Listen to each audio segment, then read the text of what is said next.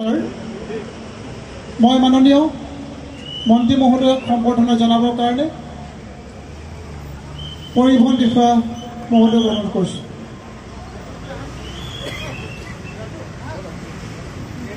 পিছতে মই সম্বৰ্ধনা জনাবলৈ কৈছোঁ আমাৰ মাজত জনাব দিছোঁ। ইয়াৰ পিছতে মই আমাৰ মাজত বিকাশ শইকীয়াক অনুৰোধ কৰিছোঁ। সম্বৰ্ধনা অনুষ্ঠান আমি ইমানতে সামৰণি মাৰিছোঁ।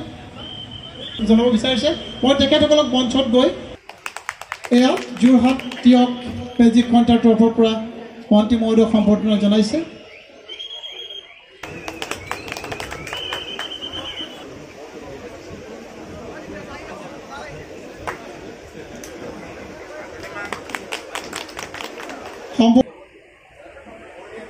মই আমাৰ মাজত উপস্থিত আছে মোৰ সহায়ক শ্ৰীযুত ৰূপজ্যোতি কুংদেৱ। মই তেখেতৰ ভাষণ প্ৰদান কৰিবৰ কাৰণে অনুৰোধ কৰিছোঁ।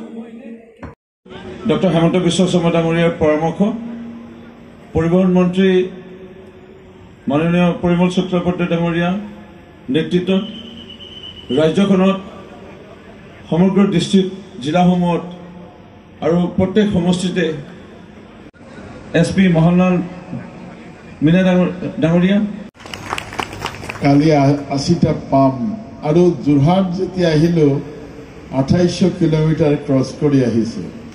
এই ক্ষেত্ৰত আমাৰ যিসকলে সংগ দিছে সকলোৰে হৈ আমাৰ শ্ৰদ্ধা কৃতজ্ঞতা জনাইছোঁ যে আপোনালোক ইমান কষ্ট কৰি আমি মানুহ বন্ধুসকল মটৰ চাইকেলে আমি আহিছোঁ।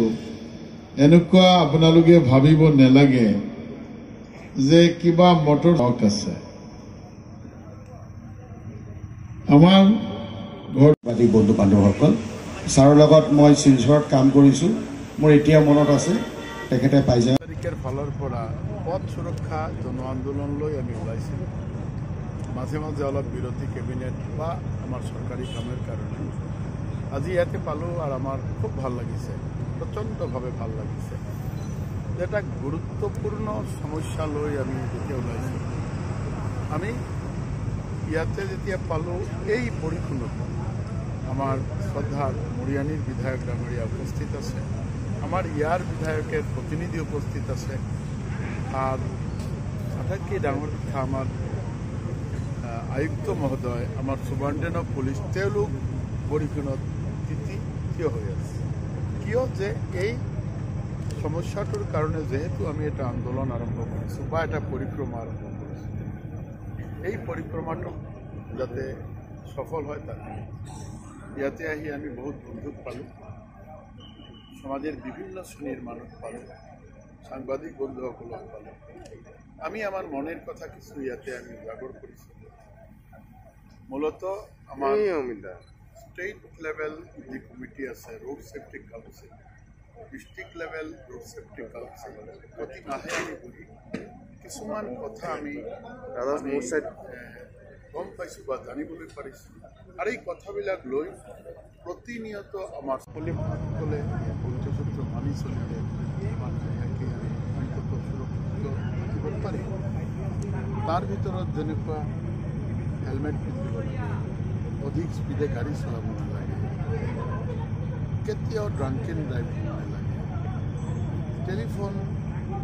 টেলিফোনত কথা কৈ কেতিয়াও ড্ৰাইভিং কৰিব নালাগে, চিট বেল্ট এই পাঁচটা কথা। আৰু ট্ৰাফিক ৰুল, এই ট্ৰাফিক ৰুল ইমান বেছি নহয়, লেফ্ট ৰাইট। ইয়াতে PWD মেম্বাৰ ছেক্ৰেটাৰী আৰু ডিচিৰ চেয়াৰমেনশ্বিপত হয়, বাকী আমাৰ এক্সাইজ থাকে, পুলিচ থাকে, ট্ৰেন্সপৰ্ট থাকে, এডুকেশ্যন থাকে, আৰু এই ট্ৰেন্সপৰ্টেৰ ফালৰ পৰা অলপ হ'লেও আমি ফাণ্ডিং কৰোঁ। আপোনালোকে যেনেকুৱা কৈছে বিভিন্ন ঠাইত হয় লেপচেছ, কোনো ঠাইত আমি দেখিছোঁ, কিন্তু কিছু ঠাই এনেকুৱাও আছে যে নতুন কাম চলিছে বা পুৰণা কামেই আছে, কঠোৰ আছে। 79 কনষ্টিটুৱেঞ্চিত আমি যাব পাৰিছোঁ। 79 কনষ্টিটুৱেঞ্চিত মানুহ আৰু মাটিক সেৱা কৰি আমি প্ৰাৰ্থনা জনাইছোঁ। আমাৰ এটা ইচ্ছা আছে, অসমত 126 আছে, আমি প্ৰতিটাত যাম।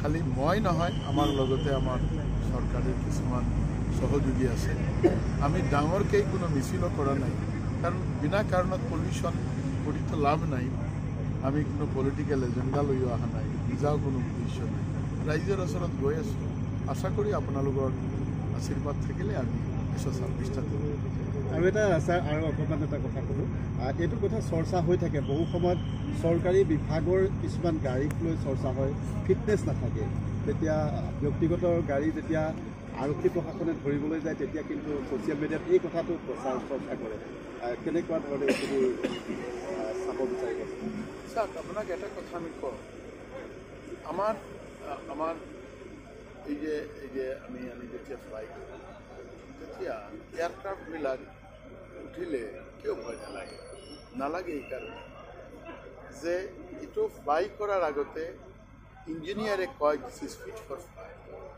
সকলোৱে নিশ্চয় সেইকাৰণে আপোনালোকে দেখিব এয়াৰক্ৰাফ্ট এক্সিডেণ্ট বহুত কম